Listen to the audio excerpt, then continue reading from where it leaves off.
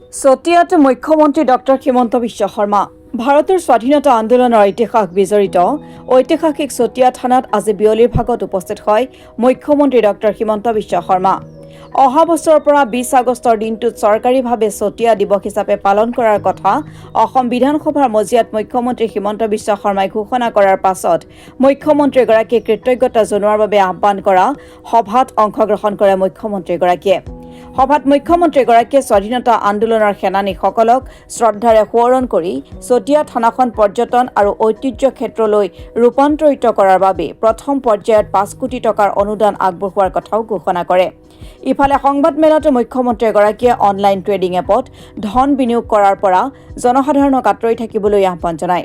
উল্লেখ্য যে ব্ৰিটিছৰ বিৰুদ্ধে স্বাধীনতা আন্দোলনৰ সময়তে ভাৰতৰ ভিতৰতে পোনপ্ৰথমবাৰৰ বাবে চতিয়া থানাত ব্ৰিটিছৰ পতাকা নমাই তিৰংগা পতাকা উত্তোলন কৰা হৈছিল যদিও বিনা ৰক্তপাতে এই ঘটনা সংঘটিত হোৱাৰ বাবে এই কথা পোহৰলৈ অহা নাছিল। কিন্তু অসম চৰকাৰে যোৱা 29 আগষ্টত বিধানসভাৰ মজিয়াত চৰকাৰীভাৱে 20 আগষ্টৰ দিনটো চতিয়া দিৱস হিচাপে পালন কৰি এক প্ৰকাৰে চতিয়াৰ এই স্বাধীনতা আন্দোলনৰ ঐতিহাসিক ঘটনাক স্বীকৃতি প্ৰদান কৰাত চতিয়াৰ ৰাইজে সন্তোষ প্ৰকাশ কৰাৰ লগতে মুখ্যমন্ত্ৰীগৰাকীয়ে কৃতজ্ঞতা জ্ঞাপন কৰিছে। অনুষ্ঠানত চতিয়াৰ বিধায়ক পদ্ম হাজৰিকাৰ লগতে শোণিতপুৰ লোকসভা সমষ্টিৰ সাংসদ ৰঞ্জিত দত্তও উপস্থিত আছিল।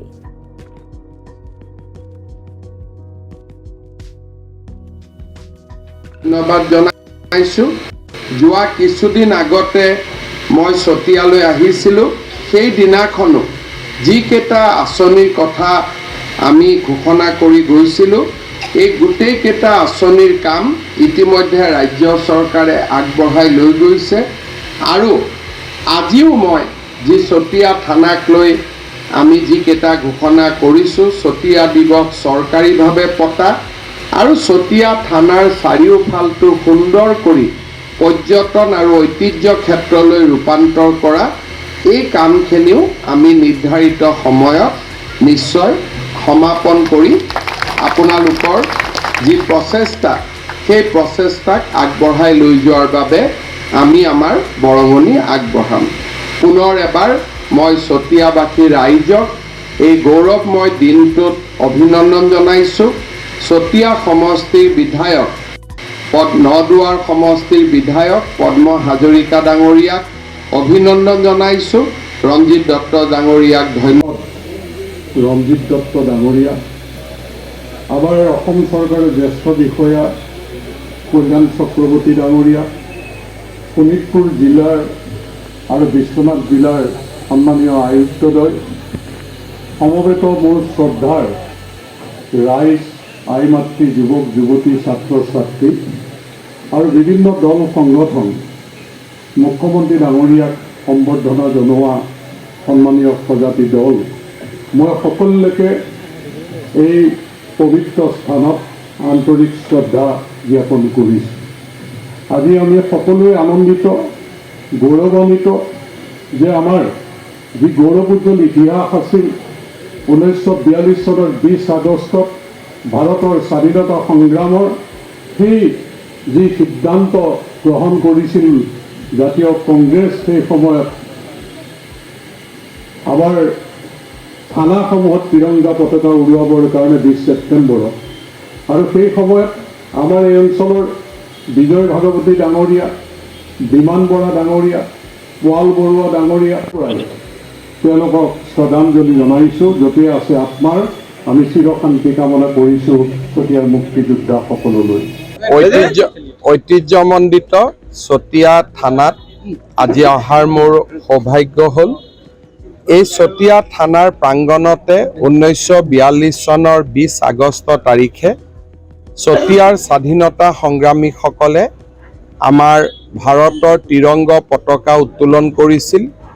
স্বাধীনতা সংগ্ৰামৰ সময়ছোৱাৰ ই এক অতি উল্লেখযোগ্য ঘটনা। এই দিনটো 20 আগষ্টৰ দিনটো চতিয়াৰ ৰাইজে চতিয়া দিৱস হিচাপে পালন কৰে। এতিয়াৰ পৰা অসম চৰকাৰে এই দিৱসটোক আনুষ্ঠানিকভাৱে চতিয়াৰ ৰাইজৰ লগত একেলগে পালন কৰিব।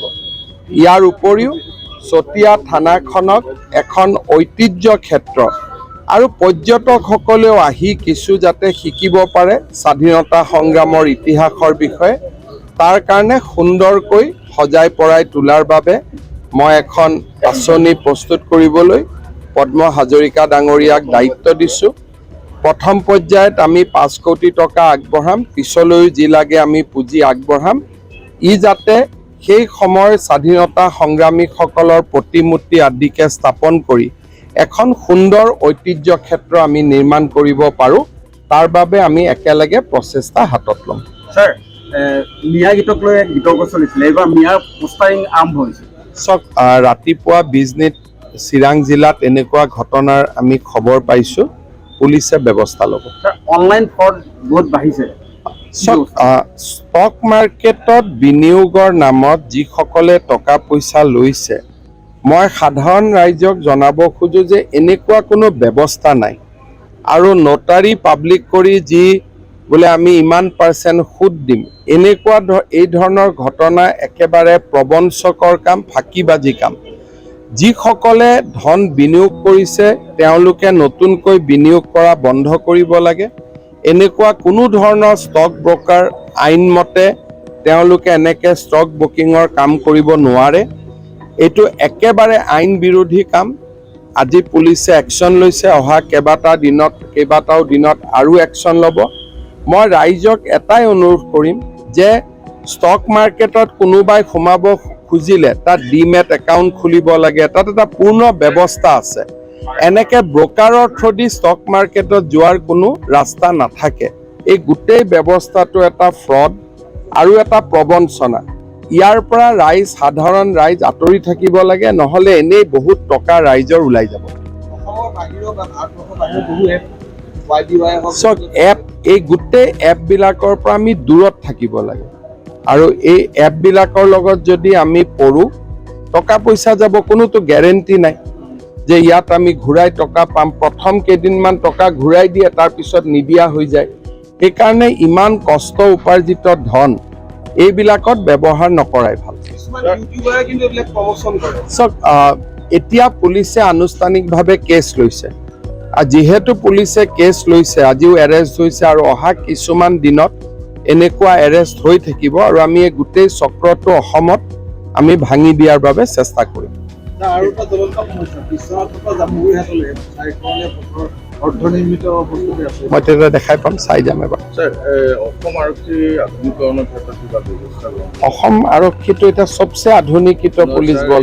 অলপতে যি আমাৰ বোমা নিষ্ক্ৰিয় কৰাৰ ক্ষেত্ৰত সেইটো কথা এটা বেলেগ ঘটনা আছিল, এইটো তাতে থাকিব দিয়ক।